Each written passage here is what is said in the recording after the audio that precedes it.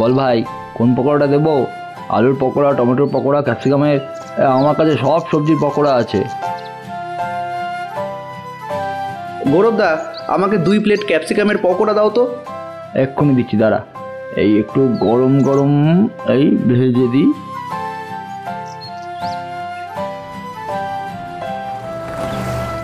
গৌরবদা, আমাকে 1 প্লেট বাঁধাকপির পকোড়া দাও। বিকেল হলেই মনটা শুধু পকোড়া পকোড়া করে।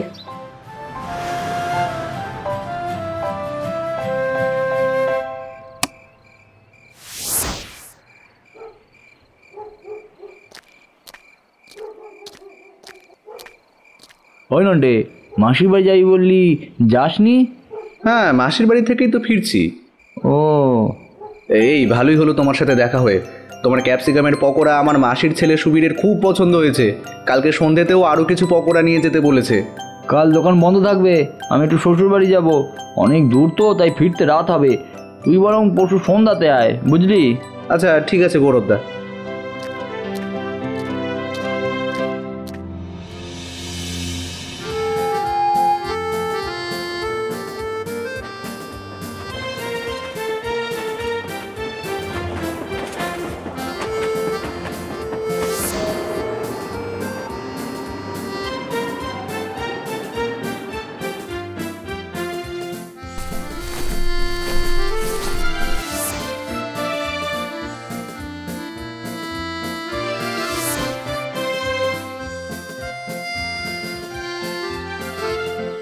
ও, এই কি খিদেটাই না পেয়েছে।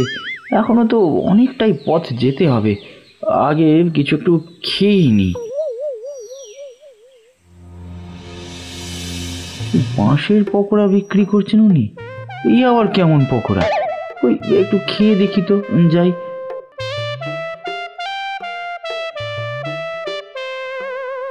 দাদা, 1 প্লেট বাঁশের পকোড়া দেবেন তো?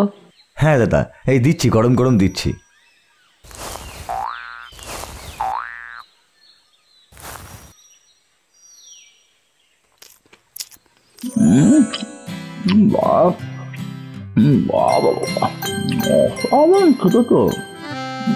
দাদা, দাদা, এই একটা কথা জিজ্ঞাসা করবো?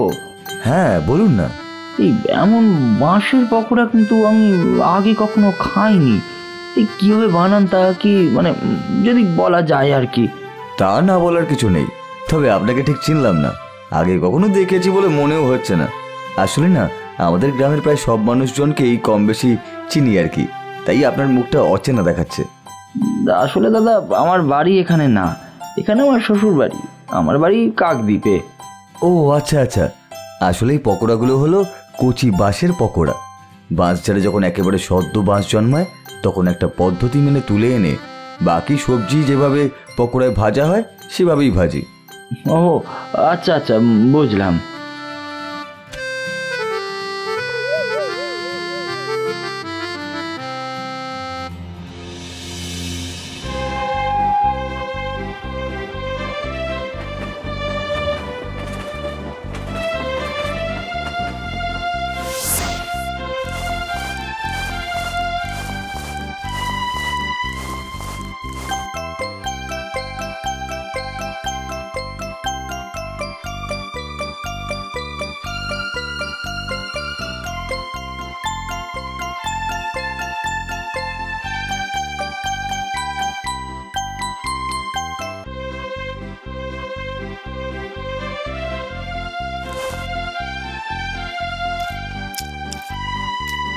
হ্যাঁ গো, এই পকোড়া তো একেবারে মুখে লেগে থাকার মতো।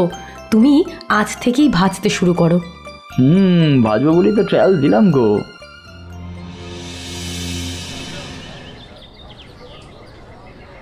ও গৌরব, আজ আবার এটা কি পকোড়া ভাজছো? এই দেখো কাকিমা, বাঁশের পকোড়া। বাঁশের? শুনেছি লোকে তো আছলা বাঁশ দেয়, তা তুমি আবার ভেজে দিচ্ছ? আরে খেয়ে দেখো তো কাকিমা, হ্যাঁ, স্বাদ ভুলতে পারবে না।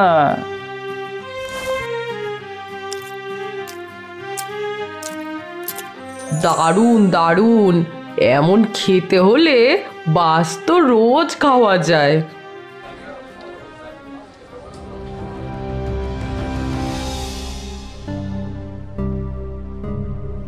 বিক্রি তো হচ্ছে, কিন্তু লাভ কি হচ্ছে? হবেই বা কি করে? সবজির দাম এত বেশি, কিন্তু পকোড়ার দাম তো সেই একই। লাভ আর হবে কোথা থেকে?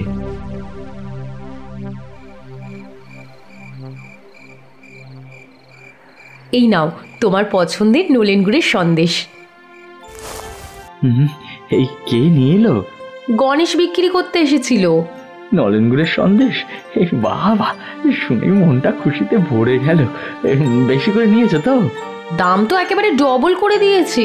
200 টাকার কেজি এখন 400 টাকা কেজি করে দিয়েছে। বেশি আর খেতে হবে না। সে কি গো, এত বেশি দাম? তবে আর বলছি কি, ওই লাভ করে করেই তো এবার সাইকেলের জায়গায় বাইকে করে সন্দেশ বিক্রি করতে এসেছিল। হ্যাঁ, সে কি গো? আমিও কাল থেকে যদি পকোড়ার দাম ডবল করে বিক্রি করি, তাহলে কেমন হবে বলো তো? তবে আর কি, অত বেশি দামে বিক্রি করতে থাকলে কেউ আর নেবে না। বেশি লোভ ভালো না। কেন? ওই তো গণেশ দাম বাড়ি বিক্রি করছে, তার যদি সেল হয় তবে আমার কেন হবে না? হ্যাঁ, ওই সন্দেশ এখানে কেউ বানাতে পারে না, তাই লোকে কেনে। এখানে তো কেউ বাঁশের পকোড়া ভাজেনি। আমি যা দামে বিক্রি করব, তাই নিতে হবে সবাইকে।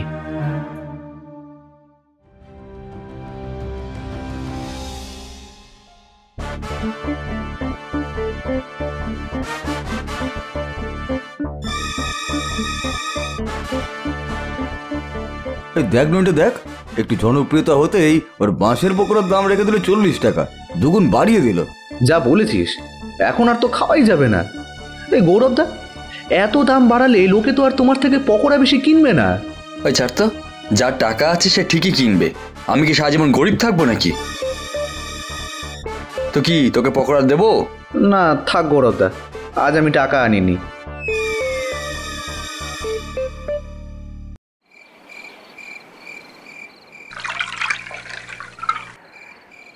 কি গো, তুমি কি শুরু করলে বলো দেখি? আগের দামে বাঁশের পকোড়া বিক্রি করে তো ভালোই লাভ হচ্ছিল, তাহলে এত বেশি দাম নিয়ে বিক্রি করছো কেন? এই মেলা বকো না তো। ব্যবসা করে সবাই বড়লোক হয়ে যাচ্ছে, আর আমি এখানে সারা জীবন সৎ হয়ে গরিব হয়ে থাকবো নাকি? হ্যাঁ, আমিও ধনী হওয়ার জন্য অন্যদের মতো সব রকম ভাবে লাভ করব। আরে তুমি এটা কি মেশাচ্ছ? আরে আস্তে বলো, দেওয়ালেরও কান আছে। শুধু তো বাঁশের পকোড়ার দাম বাড়িয়েছি, তাই বাকি পকোড়াতে লাভ বাড়ানোর জন্য এই তেলে ভেজাল মেশাতে হচ্ছে। কিন্তু তাতে তো ক্ষতি হবে। এই যতক্ষণে ক্ষতি হবে ততক্ষণে আমার পকেট অনেক ভরে যাবে। ভুল করছো তুমি। চুপ করো তো, বেশি বকো না। এরপরে কিছু লোকে তার থেকে পকোড়া খায়, আর কিছু লোক দাম দেখে চলে যায়। তেলের ভেজালের জন্য আগের মতো পকোড়াতে স্বাদও আর হয় না, তাই বিক্রিও কমে যায়। তখন গৌরব লাভ বাড়ানোর জন্য আরো অন্য খারাপ পন্থা ব্যবহার করতে থাকে। এইভাবে বেশ কিছুদিন যাওয়ার পর লোকজন আর তার কাছ থেকে পকোড়া খায় না, বন্ধ করে দেয়।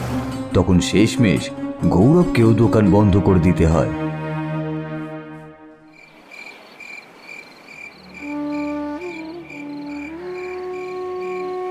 গৌরবদা, বলেছিলাম তো এত দাম বাড়িও না। তারপর আবার তুমি নাকি ভেজাল মেশাতে শুরু করলে, তাতে কি পরিণতি হলো? কি, কে বলেছে এইসব কথা? কে বলেছে? হ্যাঁ, আমি কেন ভেজাল মেশাবো? বাজে কথাই সব। কাউকে বলতে হবে না গো গৌরবদা, আমরা তোমার দোকানের পকোড়া সেই প্রথম থেকে খেয়ে আসছি। আমরা জানি না তোমার পকোড়ার স্বাদ। তোমার লোভ তোমাকে শেষ করে দিল, বুঝলে গৌরবদা? বুঝলে নন্টে, তোমার দাদাকে এই কথা আমি অনেকবার বলেছি, কে কার কথা শোনে। কথায় আছে না, লোভে পাপ আর পাপে মৃত্যু। জনপ্রিয় হওয়া সহজ, কিন্তু সেটাকে সৎ পথে ধরে রাখা অনেক কঠিন।